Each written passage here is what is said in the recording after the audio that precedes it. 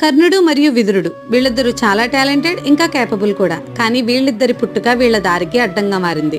కర్ణుడిని ఒక సూతుడు పెంచాడు, అలాగే విదురుడు ఒక దాసీ కొడుకు. కర్ణుడు తన విద్యను ప్రదర్శించాలి అనుకున్న ప్రతిసారి రిజెక్షన్ ఎదుర్కోవాల్సి వచ్చింది. ఒక పక్క విదురుడు యోగ్యుడైనప్పటికీ రాజు కాలేకపోయాడు. చూస్తుంటే ఇద్దరివి సిమిలర్ సిచ్యువేషన్స్ అనిపిస్తుంది కదా, కానీ వీళ్ళు ఎంచుకున్న మార్గాలు మాత్రం వేరువేరు.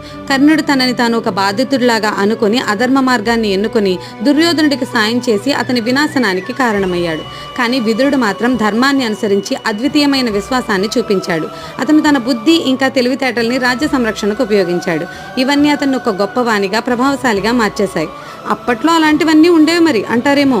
ఇప్పటికీ అవేం మారలేదు. అప్పట్లో సోషల్ లిమిటేషన్స్ ఉండేవి, ఇప్పుడు కాన్స్టిట్యూషనల్ లిమిటేషన్స్ ఉన్నాయి. ఎగ్జాంపుల్కి ఎలన్ మస్క్ని చూడండి. సౌత్ ఆఫ్రికాలో పుట్టడం వల్ల అమెరికాకి అధ్యక్షుడు కాలేకపోయాడు. అయితేనేం ఒక్కో విజయాన్ని సాధిస్తూ ఇప్పుడు ఏకంగా అమెరికన్ ఎలక్షన్స్ని ఇన్ఫ్లుయెన్స్ చేసేశాడు మరి.